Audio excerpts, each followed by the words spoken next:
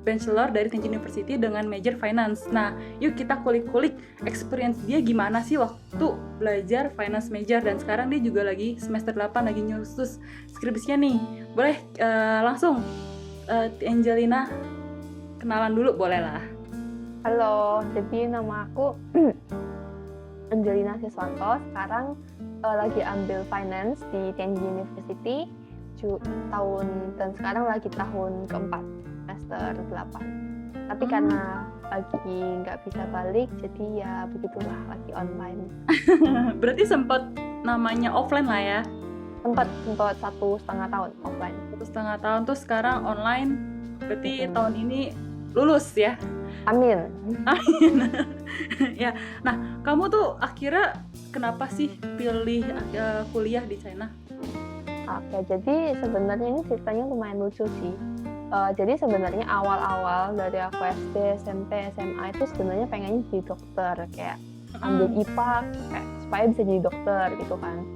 Habis itu aku tuh ambil SBMPTN, tapi karena SMA aku itu SMA bukan SMA yang untuk prepare anaknya SBMPTN yang untuk lebih kayak ke luar negeri gitu, jadinya fail gitulah SBMPTN-nya. Akhirnya karena fail, akhirnya kayak aku udah kayak sebelumnya udah kayak perjanjian nih sama orang tua, kayak kalau aku fail SBMPTN ini aku serahkan masa depanku pada kalian, kayak kalian mau suruh aku ambil apapun aku terima gitu kan. Akhirnya daftar nih ke tiga universitas. Daftarnya ke universitas swasta di Indonesia untuk backup plan. Habis itu universitas di CUHK, habis itu Tienta.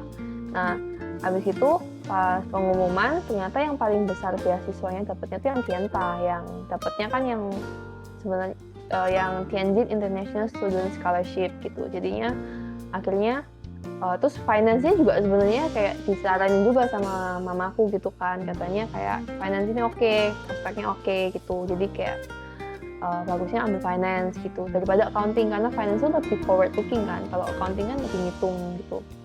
Jadinya akhirnya ambil finance gitu. Terus gitu deh. Terus ambil Cina juga karena karena ini negara Cina sih, karena Tiongkok ini kan emang notabene negara dengan fastest sama largest growing economic in the world kan sekarang. Jadinya menurutku juga oke untuk belajar bahasanya juga, sekalian belajar bahasa sama belajar finance gitu dari Tiongkok gitu.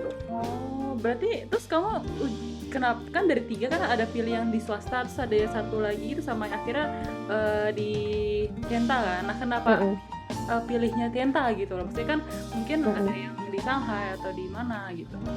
Dulu aku daftar di CEU karena juga sebenarnya karena yang paling besar alasan itu karena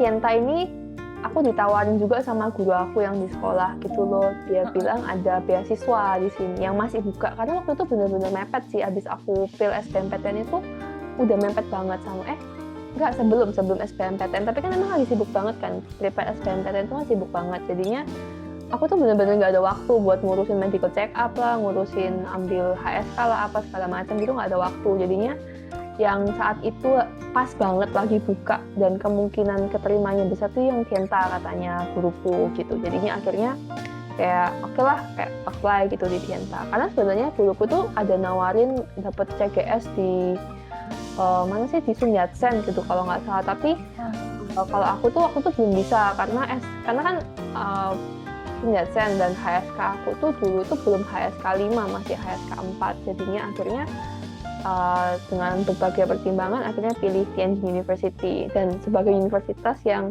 salah 2 yang di-apply karena juga itu mepet banget gitu. agak udah mepet ya udahlah coba aja dulu. Iya, kayak soalnya waktu itu sebenarnya waktu aku prepare SBMPTN itu aku kayak lumayan yakin sih bakal keterima walaupun susah ya SBMPTN itu.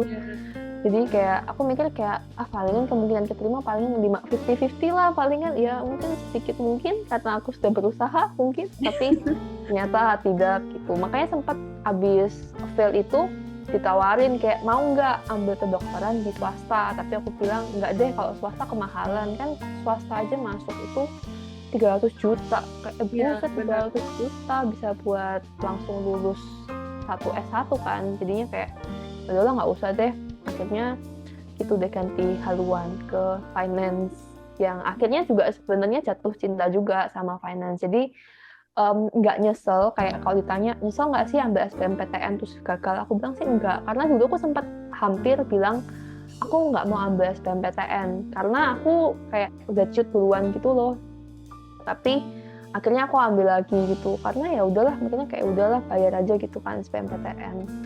Dan aku ngerasa kayak nggak nyesel, soalnya ya maksudnya kayak at least aku coba gitu loh, daripada at least aku coba terus aku gagal, daripada aku nanti nyesel seumur hidup gara-gara aku nggak nyoba SBMPTN itu gitu. Iya bener kan, kayak Mm-mm. coba aja gue coba gitu kan. Jadi Iya, kayak udah nggak ada kayak penasarannya lagi. Berarti kemarin iya, sebenarnya ambil apa? Kedokteran. kedokteran di sebenarnya agak misi bunuh diri karena sebenarnya kemungkinan keterimanya kecil banget. Aku ambil Iya. SBMPTN, ambil yang kedokteran Erlangga. Oh Karena Erlangga. Surabaya, Universitas Erlangga. Kedua Brawijaya, ketiga UI nggak ya, tapi kayak aku udah tahu diri lah kayak UI nggak mungkin, jadi aku ambil Erlangga ahli gizi pilihan ketiga. Oh. Semuanya tidak menerima diriku, ya sudahlah. Ya udah akhirnya tahu deh Udahlah, tahu ambil lah. beasiswa paling gede ke Tenta ya. Tianjin. Heeh. Tapi sebenarnya waktu itu konsiderasinya itu Tienta itu sebenarnya juga nggak full banget kan, yang beasiswa Tianjin International Student Scholarship ini nggak full banget, kayak cuma cover uang sekolah, dikasih uang sekolah 20.000, terus dapat allowance tiap bulan yang 1.400 selama 10 bulan kan.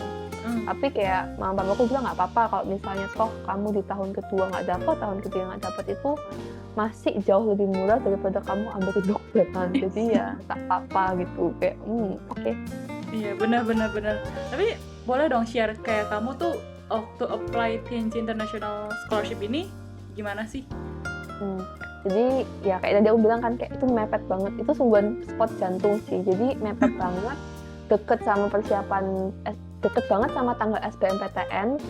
Aku masih belum ngeh sama pelajaran SBMPTN, sudah pusing sama SBMPTN, habis gitu harus daftar ini. Jadi kayak untung aja aku sudah ada HSK, tapi aku tuh untung aja juga nggak diminta IELTS kan, tapi aku tuh belum ada medical check up. Jadi waktu itu tuh aku dikabarin tentang beasiswa ini kayak H-5 kayaknya sebelum pendaftaran ini tutup. Jadi kayak itu buru-buru tuh, kayak minta surat rekomendasi ke guru, minta semua kayak ke guru gitu, abis gitu medical check up. Nah abis itu, tapi medical check up-nya tuh pas banget lagi liburan besar gitu di Indonesia, jadinya hasilnya lebih lama kan. Akhirnya untung aja sekarang kan pendaftarnya gampang kan, nggak butuh kirim langsung ke sana kayak CGS. Kalau CGS harus ya langsung ke KBRI ya kalau nggak salah, kan harus kirim fisik. Tapi kalau Tienta ini cuma kirim email aja nggak apa-apa, ke emailnya Tienta dulu.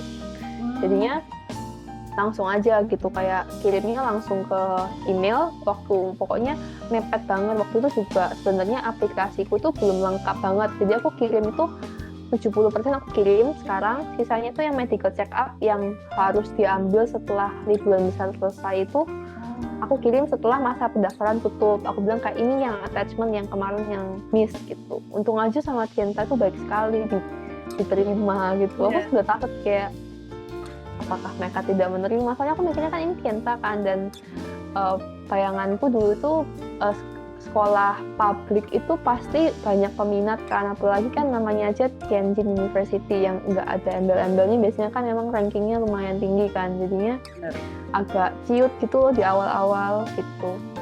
Iya emang sih, maksudnya ini Unif bener-bener baik banget gitu. Baik banget, lenient banget sih, dia nggak maksudnya nggak kayak terlalu strict sampai kamu telat ini udah nggak, kamu out gitu, nggak. Jadi kayak masih lenient gitu.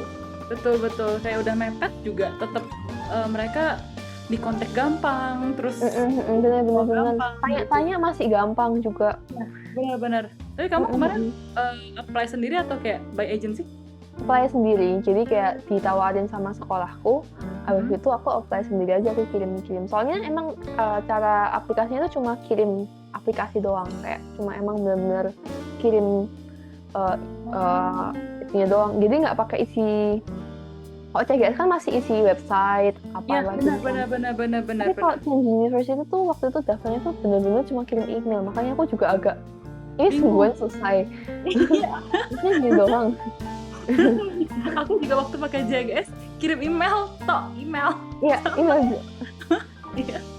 Soalnya dulu yang belakangan waktu adikku mau daftar tuh CGS itu sudah harus pakai di website gitu loh. Ya, benar. Mungkin baru kayak angkatan kamu, angkatan aku tuh kita bisa by email gitu kali. Aku juga by email tuh CGS itu mereka yang daftarin gitu loh. Iya, dan Kianten tuh baik banget juga, dia tuh nggak pakai harus bayar uang fee masuk. Kalau Nankai kan harus bayar Ya, admission fee kan. ya Kianten benar. nggak bayar admission fee, makanya kayak wih baik sekali. Aku sampai Kayak baik sekali yang kita nggak perlu bayar admission fee sampai kita udah keterima gitu. Iya benar, dan admission fee tuh bayarnya pun pas pendaftaran ulang, bukan harus dikirim sebelum apa gitu kan.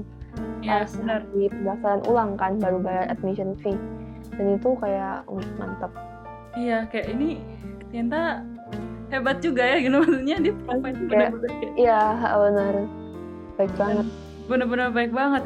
Terus kayak kan kamu tadi kayak informasi dapat dari guru kamu ya buat Tianta. Emang kalau boleh tahu kamu waktu SMA juga banyak sekolah itu banyak kerja sama sekolah univ di luar negeri ya?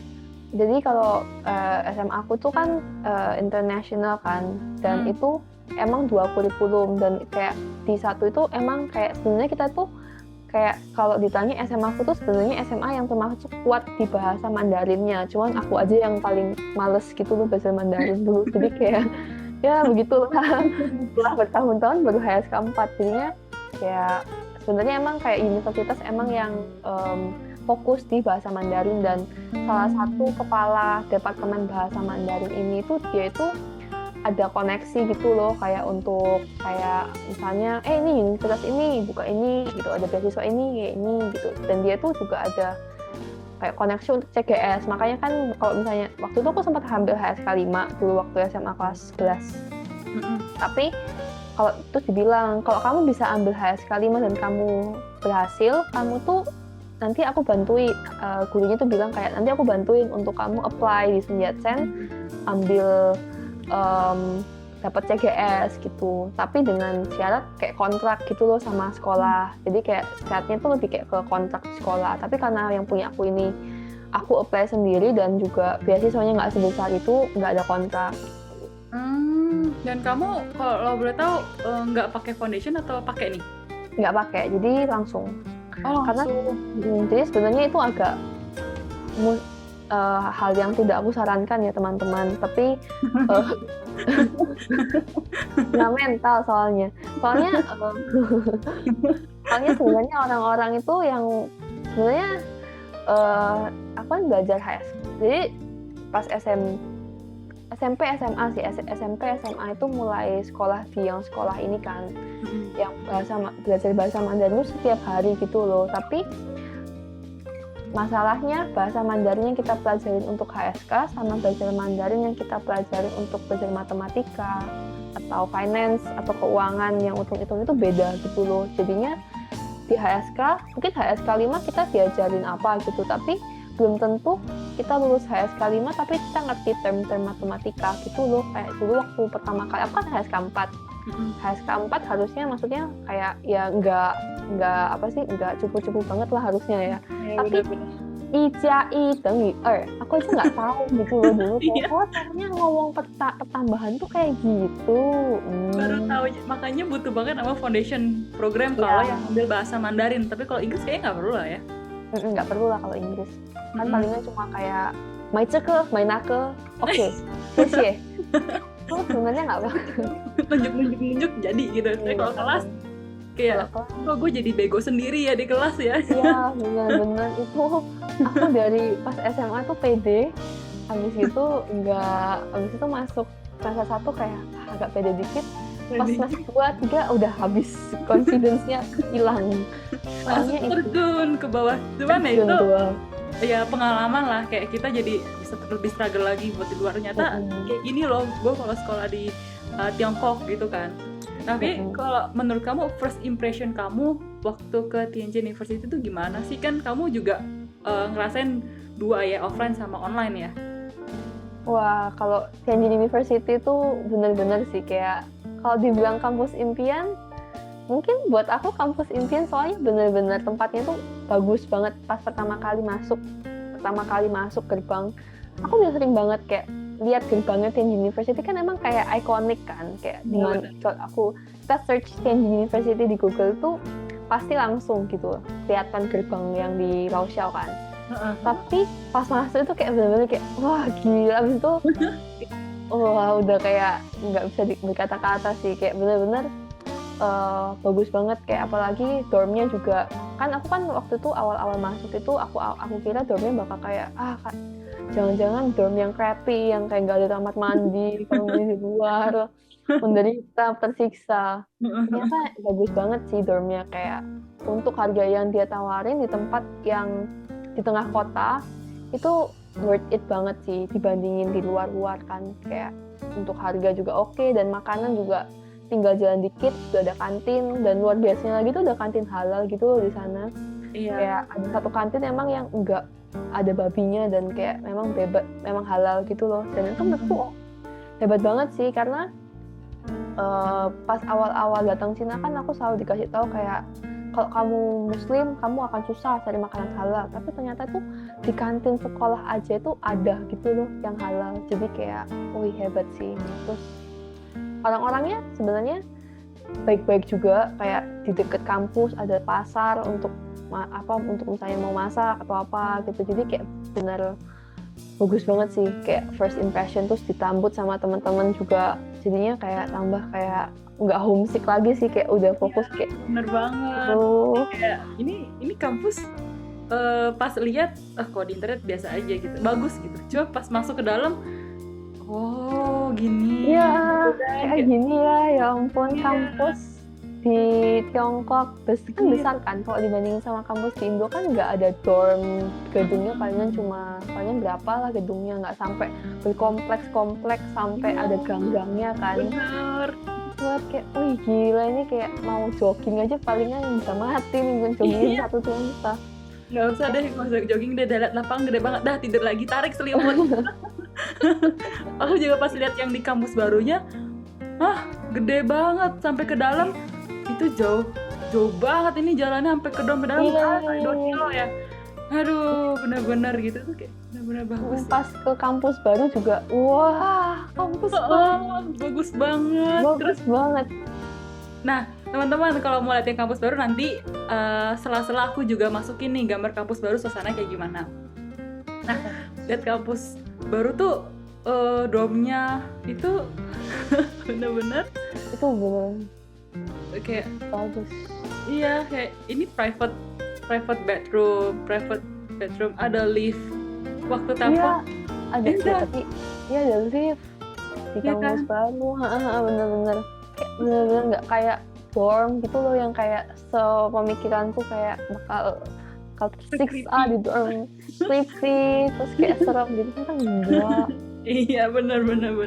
Dan kayak ya walaupun maksudnya kayak ini jauh dari kota, cuman ini tinggal di satu kompleks gitu aja tuh udah cukup banget gitu loh. Udah ada gym, ada apa sih, ada kayak private pool juga nggak sih? Iya, ada private pool. Itu aku ada tahu yang dia sampai langganan buat masuk kolam renang, rencananya dipakai setelah balik kan, ternyata COVID. Ya udah deh, nanti lanjutin lagi sekolahnya ya. bener. Nah, tapi kalau misalnya kan kamu juga ada yang namanya experience tadi secara offline ya, itu kamu tuh gimana sih waktu pengalaman kamu study offline? Kan bener-bener 100% berbeda sama online dong. Coba sharing deh gimana sih? Kalau yang pas offline itu 100% kayak beda gitu. Kayak biasanya kayak misalnya kayak offline itu yang serunya itu kayak sebenarnya yang aku kangen sih sekarang, kayak bangun pagi-pagi atau bangun kesiangan aja tuh kangen gitu loh, lari-lari ke kelas udah clean, terus habis itu kayak yang pun belum sampai, masih di lantai 1, kelas di lantai 4, habis itu liftnya lama, lari ke dari lantai 1 ke lantai 4. Itu paling kangen sih. Terus kayak pas offline itu sebenarnya paling beda itu lebih ke pembelajarannya sih. Kalau misalnya pas offline itu lebih kayak apa ya, kayak ya sebenarnya tipikal sih sebenarnya ya, kayak ngeliat papan, tapi kayak beda aja, kayak feel-nya beda. Habis gitu kalau kayak misalnya pas pergi ke, kayak aku dulu tuh pas S1 tuh pas offline itu suka banget abis kelas aku tuh suka pagi-pagi taruh tas di perpus supaya dapat tempat, karena kan kalau di Laoxiao itu dapat tempat di perpus itu susah gitu loh, apalagi di tempat yang diem.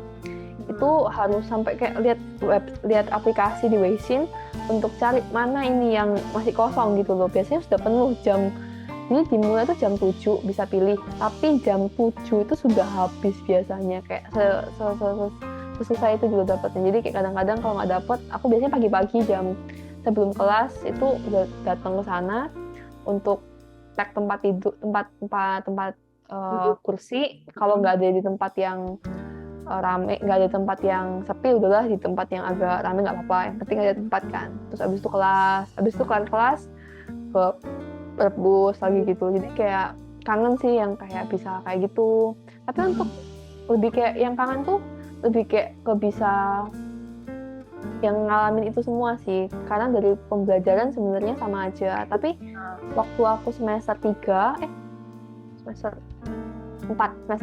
itu tuh sebenarnya banyak banget group project, tapi sayangnya kan aku lagi di Indonesia terus COVID kan, jadi kayak sebenarnya agak apa sih, kayak agak sedih juga kalau karena nggak bisa ngalamin group project bareng secara face to face gitu loh, karena beda gitu kan. Aku mikir kayak kalau bisa group project face to face itu pasti bisa tambah deket kan sama siswa lokal, jadinya lebih kayak asik juga gitu loh. Tapi ternyata online.